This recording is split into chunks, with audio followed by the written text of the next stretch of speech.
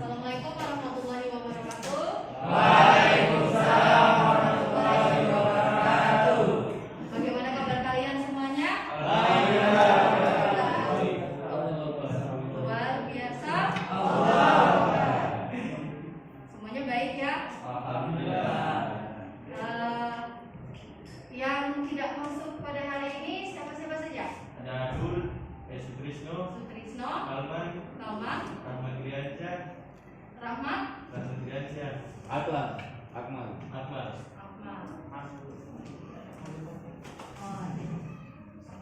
Ibu Guru ingin tanya ke kalian nih, di antara kalian siapakah dari pagi sampai siang ini ya mengimplementasikan nilai-nilai Pancasila?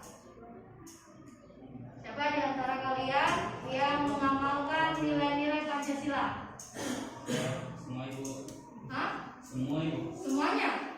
Bisa? Mengaji. Siapa lagi? Tidak terlambat. Oh, tidak terlambat. Bagus. Pamit orang tua. Pamit orang tua, benar. Itu harus tuh. Bagaimana? Bersihin kamar mandi. Ya, itu salah satu. Membantu. Iya. Jadi sebisa mungkin nilai-nilai Pancasila itu kalian amalkan ya di kehidupan kalian sehari-hari. Mau itu di rumah, mau itu di lingkungan masyarakat maupun di lingkungan sekolah. Ya. Dan bagaimana kalau kita membangkitkan semangat kita dengan menyanyikan salah satu lagu nasional? Bisa?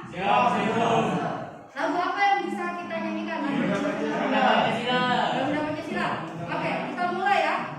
Di hitungan ketiga, langsung mulai. 1, 2, 3. Garuda Pancasila, akulah pendukungmu. Patriot proklamasi, sedia berkorban untukmu. Pancasila dasar negara, rakyat ahli makmur sentosa, pribadi bangsaku. Ayo maju, maju, ayo maju, maju, ayo maju, maju.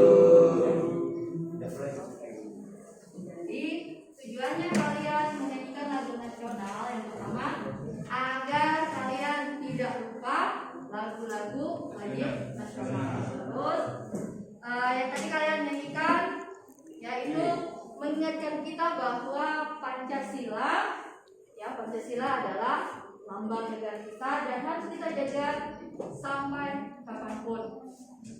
Oke. Minggu yang lalu kalian kan sudah dibagi kelompok, ya kan? Ya. Jadi kita masuk di materi perlindungan dan penegakan HAM. Namun ada satu saya ingin memberikan motivasi ke kalian. Di depan itu gambar siapa?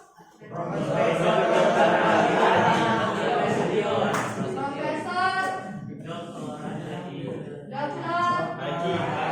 Adnan Duyung Nasution. Kenapa Ibu Guru mengambil gambar beliau? Karena sesuai dengan materi kita ya. Ini memotivasi kita juga bahwa penegakan hukum, perlindungan dan penegakan hukum itu ya penting, ya, sangat penting. Nah, Adnan Duyung Nasution ini dia dikenal sebagai pejuang hukum. Ya, dia mendirikan LBH. Apa itu LBH? LBH adalah lembaga bantuan hukum yang tujuannya adalah membantu rakyat miskin yang terlibat masalah hukum. Jadi Adnan Duyung Nasution ya cita-citanya tuh 1970 dan dia yang menjadi pimpinan LBH pertama. Ya. Jadi apa yang bisa kalian petik dari profil Adnan Duyung Nasution? Jadi setelah kalian melihat tayangan ini, apa yang kalian bisa ambil kesimpulan dari Profesor Dr. Adnan Buyung Nasution? Punya rasa simpati yang besar sama orang lain karena membantu. Berlaku Punya adil. rasa simpati yang besar pada orang lain. Terus Berlaku adil. berlaku adil. Siapa lagi? Saling membantu. Saling membantu. Terus apa lagi? Punya rasa simpati yang besar terhadap orang lain. Ya benar. Membantu dalam masalah. Jadi fungsi dari LBH ini adalah tadi memberi bantuan hukum tanpa bayar. Kan kalau orang miskin itu kalau dia terlibat masalah hukum, dia tidak punya pengacara, tidak punya uang untuk membayar pengacara, maka lewat LBH lah ya dia dibantu. Oke. Jadi itu motivasi hari ini ya, motivasi siang ini yaitu tentang Profesor Dr. Haji Adnan Buyung Nasution. Nah, minggu lalu sempat Ibu Guru bilang, ya sempat Ibu Guru katakan bahwa hakikat dan perlindungan penegakan hukum. Perlindungan itu apa? Ada yang bisa baca? Jadi boleh, silakan dibaca. Menurut Sedito Raharjo, perlindungan hukum adalah memberikan pedoman kepada asas manusia yang dilindungi orang lain, dan perlindungan tersebut diberikan kepada masyarakat agar mereka dapat menikmati semua hak. Menikmati semua hak. Siapa yang bisa membaca penegakan hukum? Wilis.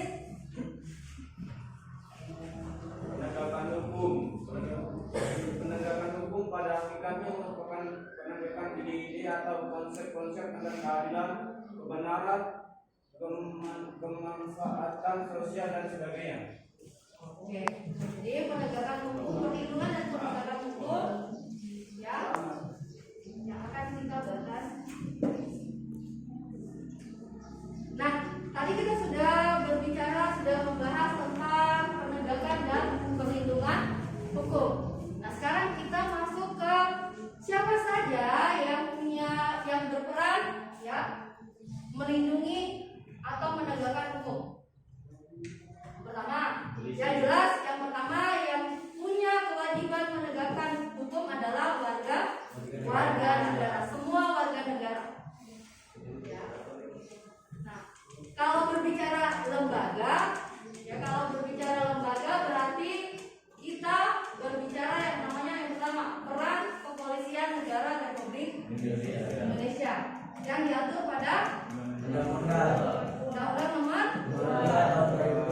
Nomor 2 Tahun 2002 tentang Kepolisian Negara Republik Indonesia.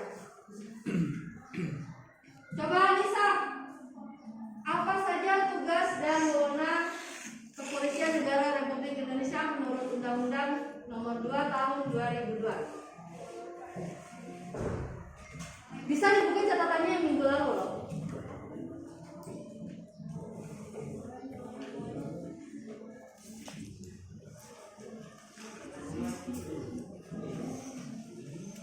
Bisa dibuka ya.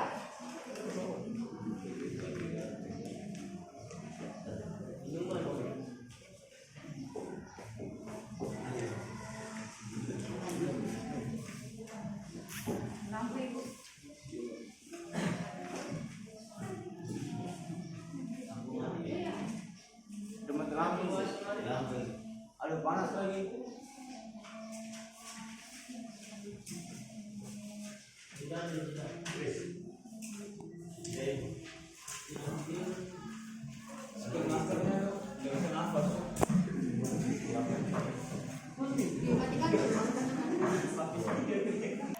Boleh. Jadi peran Kepolisian Negara Republik Indonesia itu diatur dalam Undang-Undang Nomor 2 Tahun 2002 tentang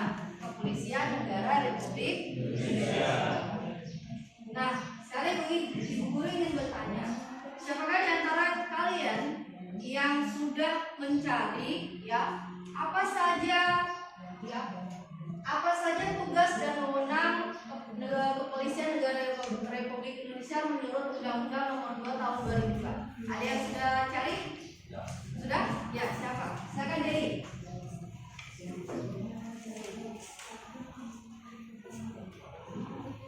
Tugas pokok kepolisian negara Republik Indonesia adalah Oke, tugas pokok.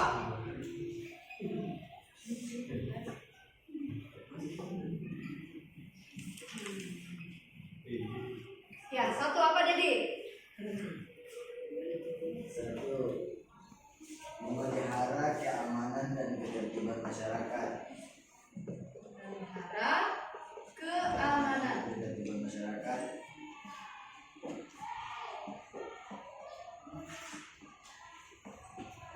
Ada lagi selain Dedi?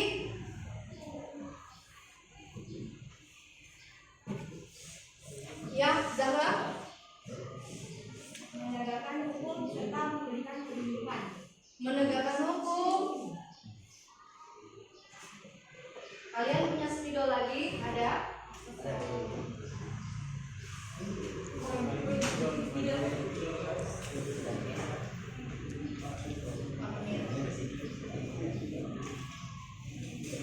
Yang kedua tadi apa, Zahra? Menegakkan Menegakkan hukum. hukum serta memberikan perlindungan. Menegakkan hukum serta memberikan perlindungan.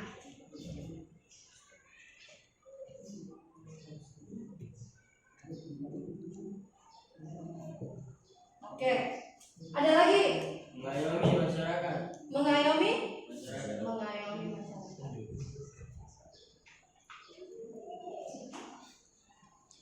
Iya. Ada lagi? Ada lagi? Ini aja. Jadi nanti lebih jelasnya kalian lihat ya Undang-Undang Nomor 2 Tahun 2002 tentang Kepolisian Negara Republik Indonesia. Ini ada tontonan, ada video yang coba kalian perhatikan, kalian tonton.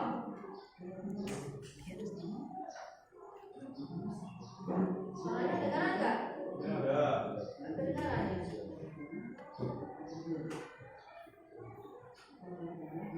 Nggak besar volumenya.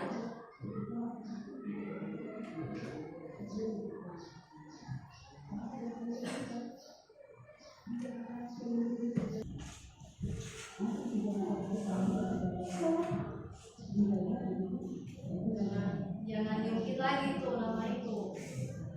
Itu tidak terkait dengan lembaga, dia tuh individu.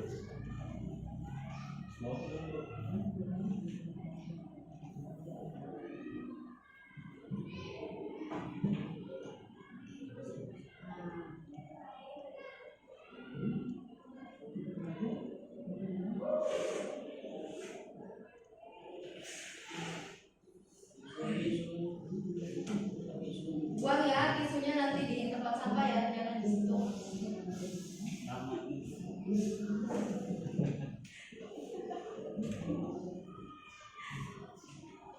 Oke.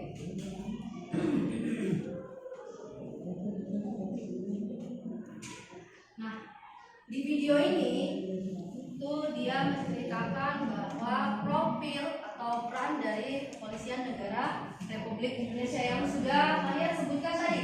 Tugas mereka yang pertama memelihara keamanan dan ketertiban masyarakat, kemudian yang kedua adalah menegakkan hukum, yang ketiga adalah memberikan pengayoman kepada masyarakat. Sebenarnya tugas menegakkan hukum itu bukan hanya tugas Kepolisian Negara Republik Indonesia saja, tetapi tugas seluruh masyarakat. Jadi masyarakat itu tugasnya adalah menegakkan hukum. Agar apa? Hukum ditegakkan biar disiplin dan cara disiplin. Habis itu apa lagi? Tertib. Sekarang kalau ibu guru tanya, seumpama nih, di setiap dari kita tidak menegakkan hukum atau bertindak sesuai dengan kemauan kita, apa yang terjadi? Usaha. Apa? Usaha. Kerusakan. Kriminal ada di mana? Kriminal ada Konflik jelas. Perpecahan. Konflik menimbulkan perpecahan. Jadi tugas kita semua adalah menegakkan hukum. Kemudian lembaga yang kedua adalah, jadi nanti kalau tentang Kepolisian Negara Republik Indonesia adalah kalian cari Undang-Undang Nomor 2 tahun 2002 tentang Kepolisian Negara Republik Indonesia. Nah sekarang kita masuk ke lembaga penegak hukum yang kedua adalah kejaksaan. Ya. Kejaksaan, siapa yang bisa baca? Rehana, tolong dibaca. Boleh dibuka maskernya nggak apa-apa. Hah? Kalau gitu Zahra. Kejaksaan Republik Indonesia adalah lembaga negara yang melaksanakan kekuasaan negara khususnya di bidang penuntutan. Jaksa adalah pejabat fungsional yang diberi wewenang oleh undang-undang untuk bertindak sebagai penuntut umum dan pelaksanaan putusan pengadilan yang telah memperoleh kekuatan hukum tetap. Tugas dan wewenang Kejaksaan Negara Republik Indonesia diatur dalam Undang-Undang Nomor 16 Tahun 2004. Oke. Jadi tugas jaksa itu diatur dalam Undang-Undang Nomor 15 tahun 2004 tentang kejaksaan. Nah, di sini jelaskan jaksa itu siapa? Jaksa adalah pejabat fungsional yang melaksanakan tugas penuntutan. Jadi tugas jaksa adalah pertama melakukan penuntutan. Melakukan penuntutan. Penuntutan terhadap siapa? Terhadap pelaku. Terhadap pelaku. Terhadap pelaku. Tersangka atau terdakwa. Ingat ya, di dalam hukum itu kalau seseorang belum dinyatakan sebagai tersangka atau terdakwa, tapi sudah ada indikasi bahwa dia melakukan, maka dia tidak boleh disebut tersangka atau terdakwa. Ingat, di dalam hukum itu ada yang disebut dengan praduga tak bersalah. Jadi seorang polisi dia sebenarnya sudah tahu pelakunya siapa, tapi karena belum cukup bukti maka orang itu tidak boleh disebut dengan tersangka atau terdakwa. Nanti polisi mengumpulkan bukti-bukti, melakukan penyelidikan. Kalau buktinya sudah terkumpul, ya berkas perkaranya sudah, kemudian diajukan kepada yang namanya nanti jaksa buat berkas penuntutan. Nah, berkas penuntutan yang biasa dibuat jaksa itu bukan tipis-tipis, tapi biasanya tebal-tebal. Tergantung kriminal apa yang sudah dilakukan. Kalau biasanya tindak kejahatan korupsi itu biasanya dia punya berkas perkara lebih tebal. Jadi nanti setelah bukti semua ya sama polisi sudah dikumpulkan, kemudian kalau mau disidangkan berarti nanti jaksa yang buat berkas perkaranya. Setelah berkas perkara sudah siap, maka persidangan bisa dimulai dengan jaksa penuntut umum memaparkan bukti-bukti yang sudah ditemukan. Nah, sekarang terdakwa atau tersangka ini bisa tidak mendapat bantuan hukum? Bisa. Kalau dia rakyat miskin berarti tadi kembali ada yang namanya LBH, lembaga bantuan hukum, yang memberikan bantuan hukum secara cuma-cuma tanpa bayaran, khusus bagi orang-orang yang tidak mampu. Jadi kalau ada orang yang tersangkut proses kasus hukum itu sebenarnya lelah, capek.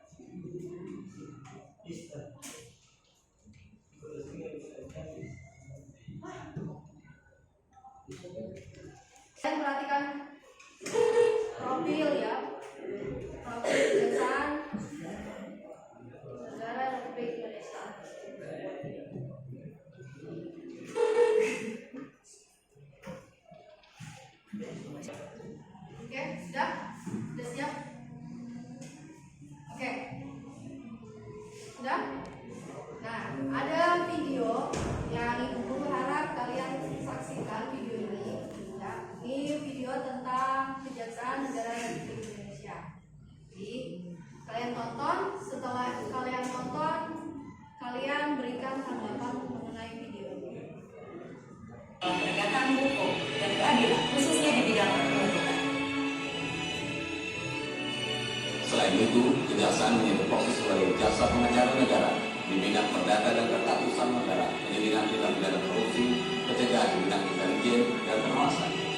Dalam melaksanakan tugas dan wewenangnya, Kejaksaan berpegang dengan nilai keamanan besar, di mana satya bermakna kesetiaan yang bersumber pada rasa jujur terhadap Tuhan, diri, keluarga, serta sesama manusia.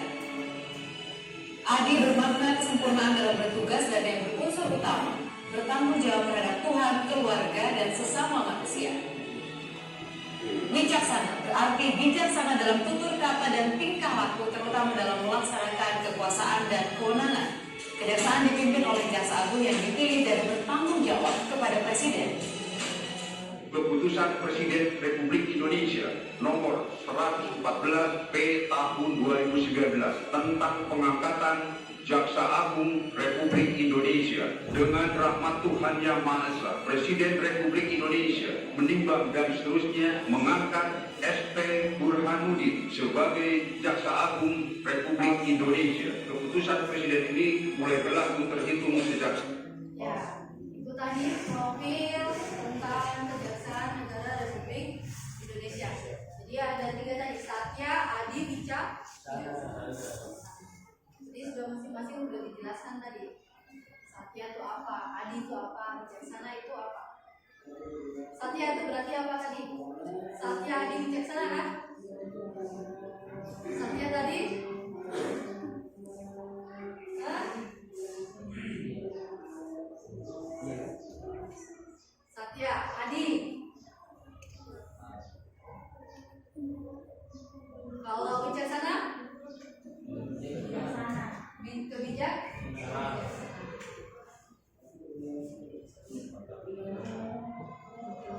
Terus. Ya, sudah.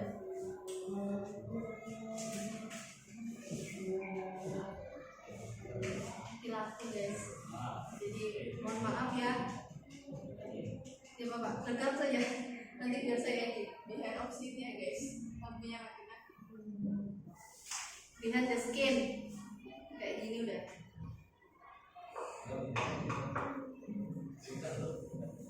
Itu kata apa? Lagi buruk kurang berdoa lagi. Udah Anisanya udah ngantuan, lampunya mati-mati.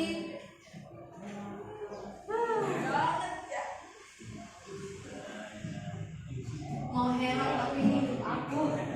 Udah. Sabar ya guys ya.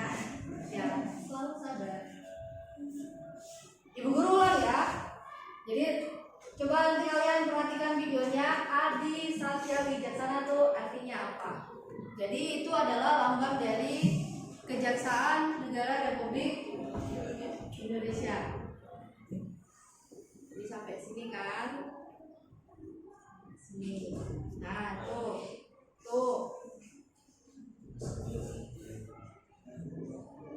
Tugas dan wewenangnya, Kejaksaan berpegang dengan nilai keamanan Boleh dicatat. di mana satya bermakna kesetiaan yang bersumber pada rasa jujur terhadap Tuhan, diri, keluarga, serta sesama manusia. Adi bermakna kesempurnaan dalam bertugas dan yang berunsur utama bertanggung jawab terhadap Tuhan, keluarga, dan sesama manusia. Wicaksana berarti bijaksana dalam tutur kata dan tingkah laku, terutama dalam melaksanakan kekuasaan dan kewenangan. Kejaksaan dipimpin oleh Jaksa Agung yang dipilih dan bertanggung jawab kepada Presiden. Muda intelijen, Jaksa Agung Muda Tindak Pidana Umum, Jaksa Agung Muda Tindak Pidana Khusus, Dan 63 kepala cabang kejaksaan negeri yang tersebar di seluruh Nusantara. Sementara di luar negeri, Jaksa Agung dibantu 3 atasan yang ditempatkan di Thailand, Saudi Arabia, Singapura, serta 1 konsul kejaksaan pada konsulat jenderal di Hong Kong demi mewujudkan penegakan hukum yang bersih dan memenuhi rasa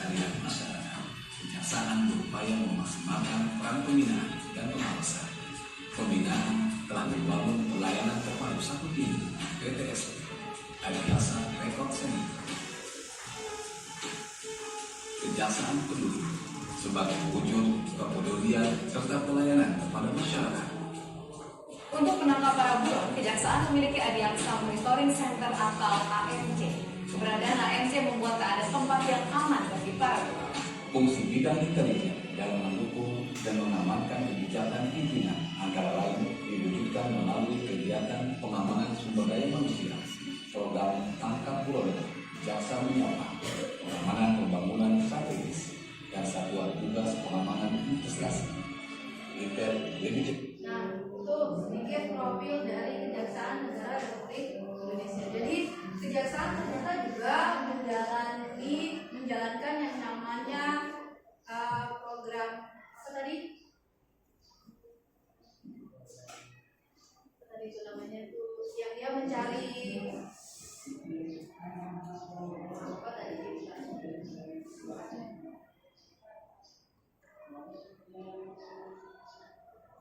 Manusia, program tangkap buron, jaksa program tangkap buron. Kapten juga bisa. Badan Tata Usaha Negara atau BATUN memiliki fungsi perlindungan hukum, yakni pendapat hukum dan pendampingan hukum.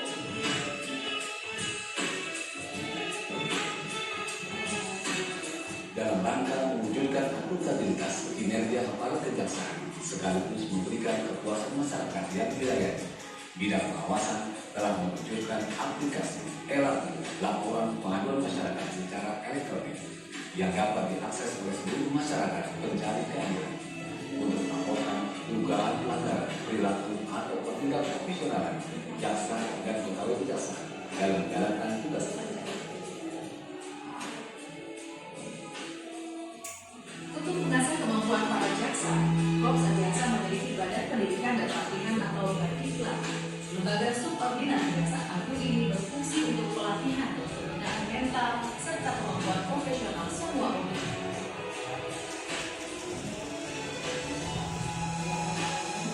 Dari akhir sampai pokok, Kejaksaan terus berkemas untuk memberikan yang terbaik bagi rakyat. Semua dilakukan dengan tanggung jawab, tak asas, efektif dan efisien.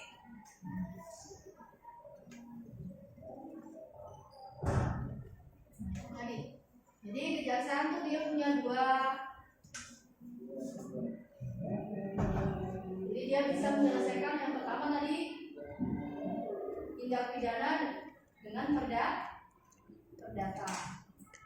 Kalau pidana berarti jaksa yang membuat berkas perkara kemudian dilimpahkan ke kejaksaan. Kalau perdata berarti tidak semua jaksa itu bisa menyelesaikan tugas perdata. Hanya jaksa yang sudah ditunjuk oleh peraturan perundang-undangan yang bisa menyelesaikan sengketa perdata. Itu tadi jaksa. Jadi lebih lengkapnya nanti kalian cari di Undang-Undang Nomor 16 Tahun 2004 tentang kejaksaan. Sekarang kita berpindah ke peran hakim. Jadi kehakiman adalah lembaga pencari keadilan yang selanjutnya. Jadi dari kepolisian, kejaksaan, kemudian sekarang hakim. Kalian perhatikan video ini.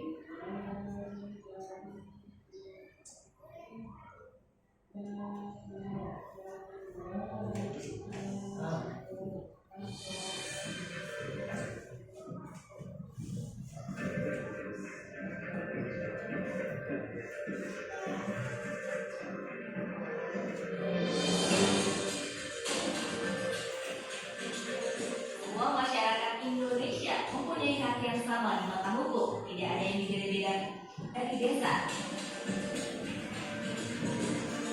hingga ke kota. Masyarakat menginginkan kepastian hukum sehingga mereka merasa aman dan terlindungi. Banyak yang menganggap kepastian hukum itu masih jauh dari yang diharapkan. Karena dulu informasi hukum tertutup dan putusan pengadilan tidak dipublikasikan. Dengan adanya reformasi peradilan, terbuka informasi di peradilan yang dijamin oleh Mahkamah Agung Republik Indonesia. Mahkamah Agung Republik Indonesia kepastian hukum untuk masyarakat Indonesia.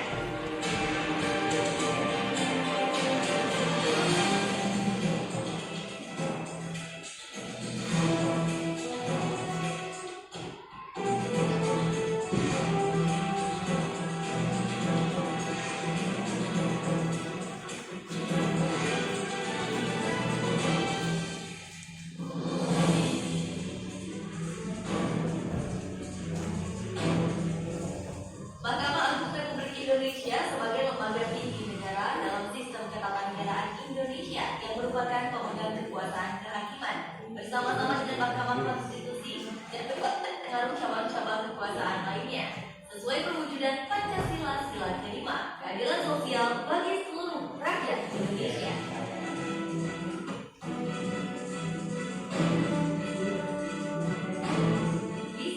Terwujudnya Badan Peradilan Indonesia yang agung.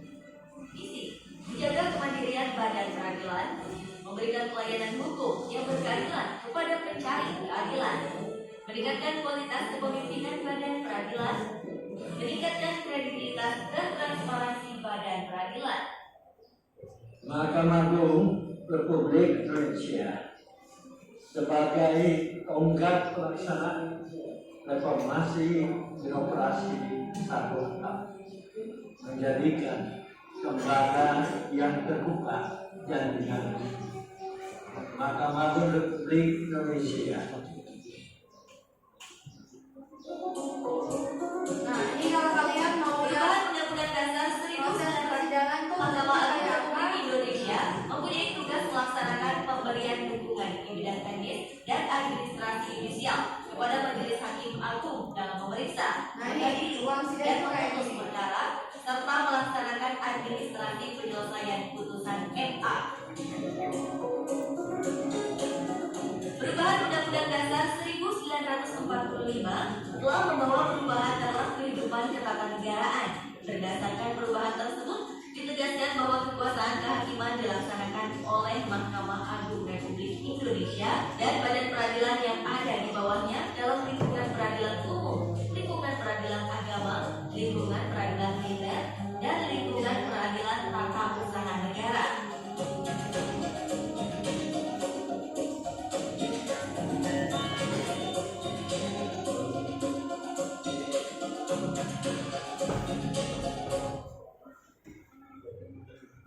Tidak mau terus ya.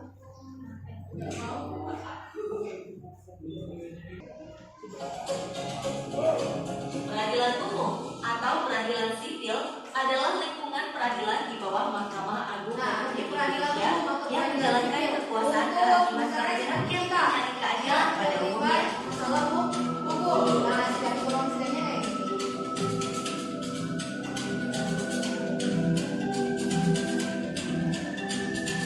Nah, peradilan agama.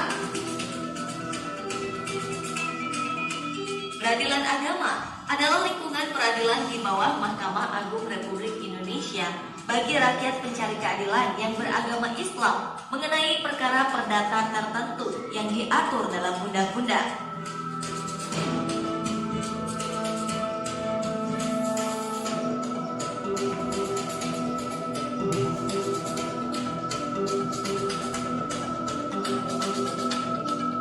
Badan Peradilan Tata Usaha Negara berfungsi untuk memeriksa, memutus, dan menyelesaikan sengketa tata usaha negara.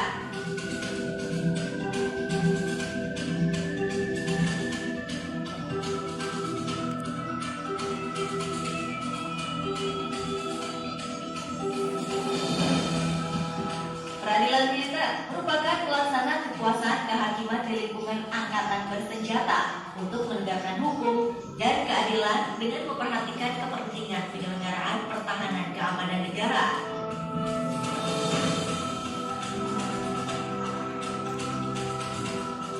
Selain sumber daya internal, sarana dan prasarana yang dimiliki akan mempengaruhi kinerja Mahkamah Agung Republik Indonesia. Beberapa fasilitas pendukung adalah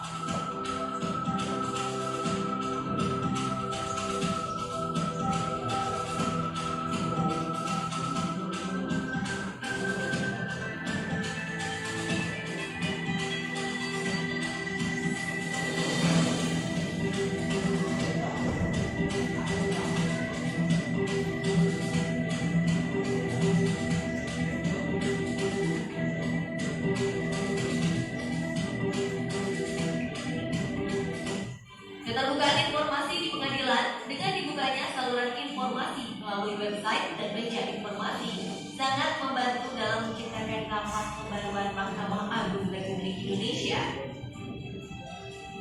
Sistem informasi penelusuran perkara Mahkamah Agung Republik Indonesia adalah bagian dari Sistem Informasi Mahkamah Agung Republik Indonesia atau SIMARI yang berfungsi untuk mencari informasi data perkara yang ditangani oleh Mahkamah Agung Republik Indonesia pada tingkat kasasi atau peninjauan kembali. Upaya mempermudah mitra berhukum khususnya telah memastikan bahwa para hakim di seluruh pelosok Indonesia dapat dengan mudah mengakses peraturan perundang-undangan dan hukum lainnya. Selain itu, hal ini dilakukan dalam rangka merespon perkembangan teknologi informasi yang makin membuka kemungkinan penyebar luasan informasi menjadi lebih efektif. Tertinggi akan selalu menjaga harapan masyarakat. Itu tadi ya, tentang lembaga atau peran dari kehakiman. Dan kita masuk lagi, lanjut lagi, cepat materi. Nah, peran advokat. Peran advokat itu diatur dalam Undang-Undang Nomor 18 Tahun 2003 tentang advokat. Advokat ini siapa? Advokat ini biasa tuh disebut dengan pengacara yang memberikan bantuan hukum, baik itu dibayar maupun secara cuma-cuma. Kalau pengacara yang dibayar, nah berarti itu sejenis seperti Luhut Sitompul, itu pengacara kondang. Kalau yang tidak dibayar, biasanya mereka bergabung atau tergabung dalam LBH atau lembaga bantuan hukum. Perhatikan video ini.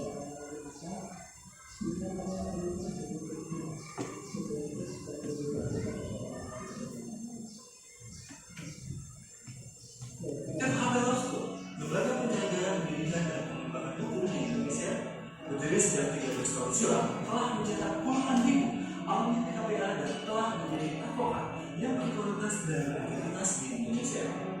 Habermasku dan DPI Indonesia Kalau kalian mau khusus profesi jadi advokat, sudah tidak sudah jadi sarjana hukum, terus mau memperdalam lagi, nah ini ada sekolah hukumnya.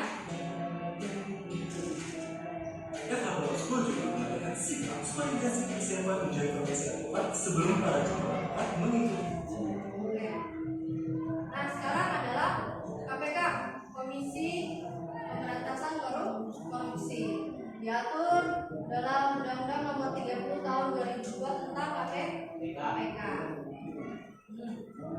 Perhatikan videonya, ini video terakhir.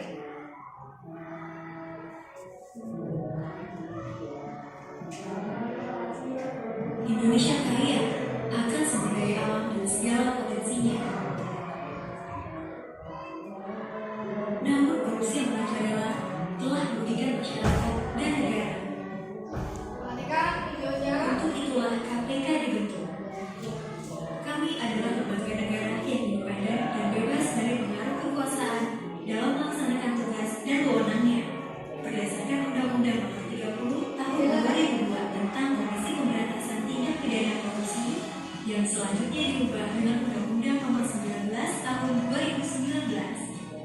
Bersama masyarakat, kami memiliki visi untuk terus berjuang menurunkan tingkat korupsi untuk mewujudkan Indonesia maju dengan menjalankan 4 misi.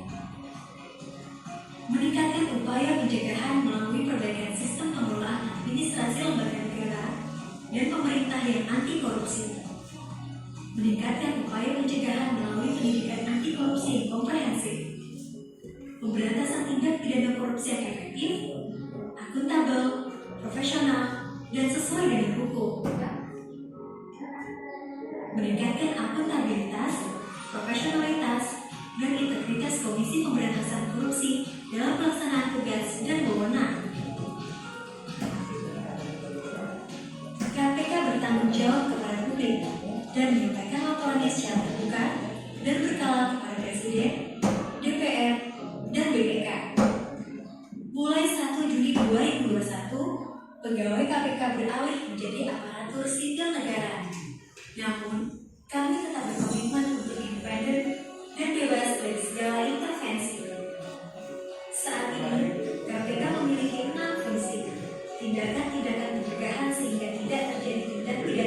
korupsi, koordinasi dengan instansi yang berwenang, melaksanakan pemberantasan tindak pidana korupsi, dan instansi yang bertugas melaksanakan pelayanan publik.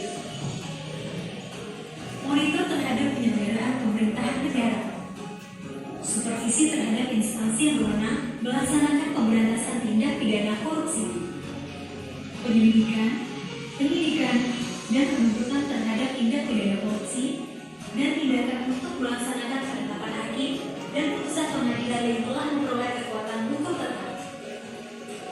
Selama melaksanakan tugas, kami berpedoman pada 6 asas, yaitu kepastian hukum, keterbukaan, akuntabilitas, kepentingan umum, proporsionalitas, dan penghormatan terhadap hak asasi manusia. KPK dipimpin oleh 5 orang pimpinan KPK yang terdiri atas seorang ketua merangkap anggota dan 4 orang wakil ketua merangkap anggota. Kelima pimpinan KPK tersebut merupakan pejabat negara yang kepemimpinannya bersifat kolektif kolegial. Pimpinan KPK membawakan 5 bidang yang terdiri atas bidang pendidikan dan peran serta masyarakat, bidang pencegahan dan monitoring, bidang penindakan dan eksekusi, bidang koordinasi dan supervisi, serta bidang informasi dan data. Masing-masing bidang tersebut dipimpin oleh seorang deputi. Pimpinan KPK juga membawahi inspektorat yang dipimpin oleh seorang inspektor. KPK juga dibantu Sekretariat Jenderal yang dipimpin seorang Sekretaris Jenderal. Dalam revisi Undang-Undang KPK Nomor 19 Tahun 2019, dibentuklah Dewan Pengawas KPK yang bersifat independen, beranggotakan 5 orang, dan berperan dalam mengawasi pelaksanaan tugas dan wewenang KPK. Usaha menurunkan tingkat korupsi tidak hanya fokus pada penindakan. KPK mengoptimalkan strategi pencegahan melalui perbaikan sistem, pendidikan integritas, dan penindakan. Strategi tersebut dikenal dengan Trisula KPK. Kami juga selalu aktif melakukan kegiatan sosial kampanye penyuluhan anti korupsi dan bekerja sama dengan instansi dan organisasi internasional untuk melakukan pendidikan anti korupsi di sekolah maupun di lingkungan masyarakat. KPK juga memberikan panduan kepatuhan anti korupsi untuk UMKM hingga korporasi swasta melalui ACLC KPK. ACLC KPK atau Anti-Corruption Learning Center dikembangkan sebagai lembaga edukasi untuk menyebarkan integritas dan semangat melawan korupsi sebagai bagian dari pencegahan korupsi. Kami memiliki visi menjadi pusat pembelajaran anti korupsi kelas dunia dan menjadi referensi regional untuk pembangunan nilai integritas. Sejak didirikan pada tahun 2003, telah banyak yang berhasil diraih KPK. Puluhan operasi tangkap tangan hingga kasus besar yang melibatkan pejabat daerah maupun pusat berhasil kami ungkap. Selain itu, kami melakukan penerapan SPDP online, meluncurkan pusat edukasi anti korupsi, hingga meluncurkan aplikasi Jaga. Melayani publik dengan semangat transparansi menjadi moto kami dalam pelayanan informasi publik KPK. Selain melalui call center 198, pelayanan informasi publik, pengaduan masyarakat, gratifikasi, dan LHKPN juga dapat diakses melalui situs web kpk.go.id. Pemberantasan korupsi belum usai, namun optimisme dalam usaha menghapus korupsi harus tetap dijaga. Dukungan dan serta masyarakat sangatlah penting, karena KPK tidak pernah bisa sendiri. Terus dukung kami, dan bersama-sama kita bersihkan negeri dari korupsi. Oke, pertanyaan video tentang lembaga terakhir, lembaga penegakan dan perlindungan hukum yaitu KPK. Tadi kita sudah lihat ya tayangan video dari kepolisian, kejaksaan, hakim, advokat, dan KPK. Sekarang kita sudah berada di akhir pembelajaran. Setelah kalian menyimak, melihat, menonton 5 dari kelima tayangan video yang tadi sudah kita tayangkan, kesimpulan apa yang bisa kita ambil dari tayangan video-video tadi?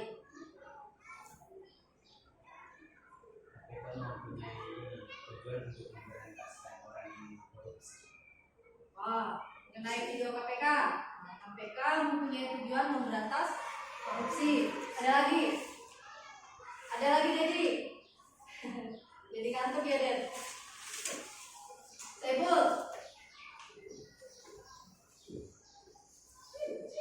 Ayo, apa lagi? Kesimpulannya bahwa perlindungan dan penegakan hukum ya merupakan kewajiban semua lembaga. Yang namanya negara itu wajib memberikan perlindungan dan penegakan hukum kepada warga negaranya. Baik itu melalui negara dibantu oleh lembaga-lembaga yang sudah kita bahas tadi ya, kepolisian, kejaksaan, kehakiman, kemudian KPK dan advokat. Jadi itu saja ya pertemuan kita pada hari ini. Nanti pertemuan minggu depan kita akan membahas tentang pengaruh iptek ilmu pengetahuan dan teknologi bagi persatuan dan kesatuan bangsa. Oke, sampai di sini minggu depan lagi kita berjumpa insyaallah.